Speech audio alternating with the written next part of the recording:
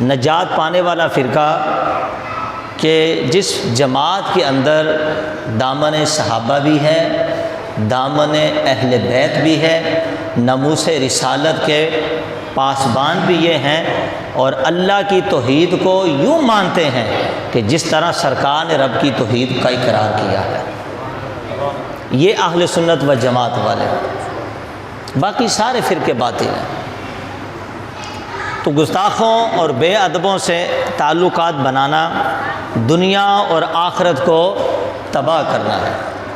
قرآن مجید کے اندر اللہ تعالیٰ ارشاد فرماتا ہے لا يتخذ المؤمنون الکافرین اولیاء من دون المؤمنین ومن يفعل ذلك فلیس من اللہ فی شیء الا ان تتقوا منهم تقا۔ فرمایا اے اہل اسلام، مسلمانوں کے سوا کافروں کو اپنا دوست نہ بنائے، مسلمانوں کے سوا کافروں کو اپنا دوست نہ بنائے، اور جو ایسا کرے اسے اللہ سے کچھ واسطہ نہ رہا۔ اور پھر فرمایا مگر یہ کہ تم ان سے کچھ ڈرو۔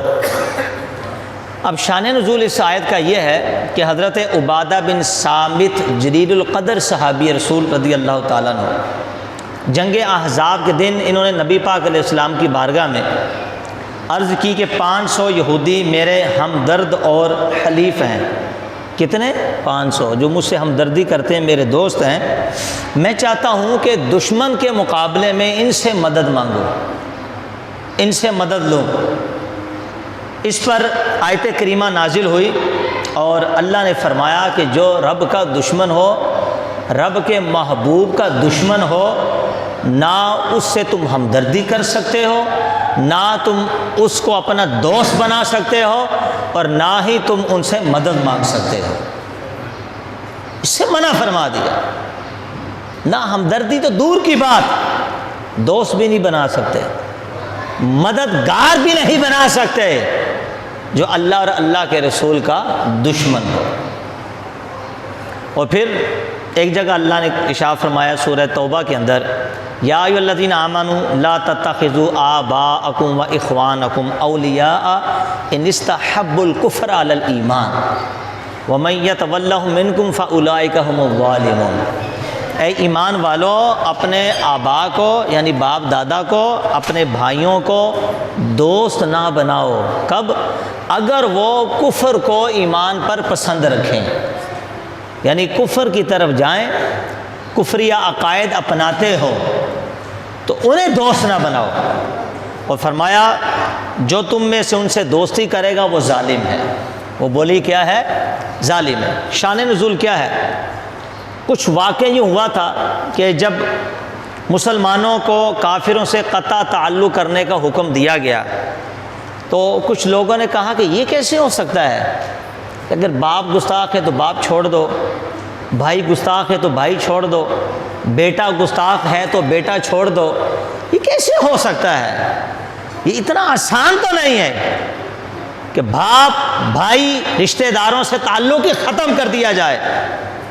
تو پھر یہ آیت کریمہ نازل ہوئی اور بتایا کافروں سے دوستی اور محبت یہ جائز نہیں ہے، اگرچہ ان سے کوئی بھی تمہارا رشتہ کیوں نہ ہو۔ اب آگے جو اللہ نے اس کے بعد جو ساتھ ہی سورہ توبہ کی آیت نمبر 24 میں رب نے جو ارشاد فرمایا یہ سننے کا لائق ہے۔ فرمایا تم خالی یہ بات کرتے ہو، خالی رشتہ داری ختم کرنے کے بارے میں سوچتے ہو؟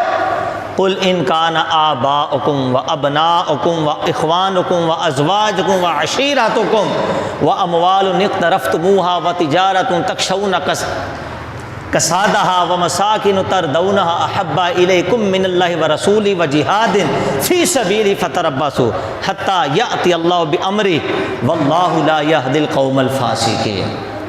فرمایا اگر تمہارے باپ، تمہارے بیٹے، تمہارے بھائی، تمہاری عورتیں، تمہارا کنبہ اور تمہاری کمائی کے وہ مال، تمہاری کمائی کا مال اور وہ سودا کہ جس کے نقصان کا تمہیں ڈر ہو، اور تمہاری پسند کے مکان، دنیا میں یہی ہوتا ہے نا جو چیزیں میں نے آپ کو بتائی ہیں، یہ چیزیں اللہ اس کے رسول اور اس کی راہ میں لڑنے سے تمہیں زیادہ محبوب ہوں، یہ چیزیں اللہ، اللہ کے رسول اور اس کی راہ میں لڑنے سے زیادہ محبوب ہوں، تو پھر فرمایا پھر کیا کرو، رستہ دیکھو، یہاں تک کہ اللہ اپنا حکم لائے، اور اللہ فاسقوں کو راہ نہیں دیتا، اللہ فاسقوں کو راہ۔ اس سے ثابت ہوا کہ ایمان والوں کے لیے یہ حکم ہے کہ اپنے دین اور ایمان کو بچانے کے لیے دنیا کی مشقت برداشت کرنا یہ مسلمان پر لازم ہے۔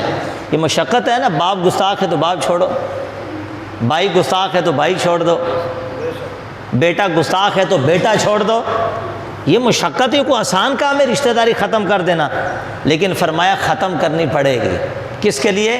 اگر اللہ کا محبوب بننا چاہتے ہو اور اللہ کے حبیب کا محبوب بننا چاہتے ہو۔ تو اس لیے اللہ اور اس کے پیارے محبوب علیہ الصلوۃ والسلام کے مقابلے میں دنیوی تعلقات کو ترجیح دینے والا اس آیت کے تحت فاسق اور گمراہ ہے۔ یعنی ایک طرف اللہ اور اللہ کے محبوب کا فرمان ہے، اور ایک طرف یہ اللہ کے محبوب کے فرمان کو پس پشت ڈال کے حکم عدولی کرتے ہوئے پھر گستاخوں سے ناتا جوڑے، پھر ان سے وہی دوستیاں ملاپ، ایک ساتھ بیٹھ کے کھانا کھائے، اپنی بچیاں ان کے نکاح میں دے، ان کی شادیوں میں جائے، خوشیوں میں جائے، تعلقات جوڑے، ساتھ مل کر پارٹنرشپ کرے، ہر چیز کو رب قدیر نے منع فرما دیا۔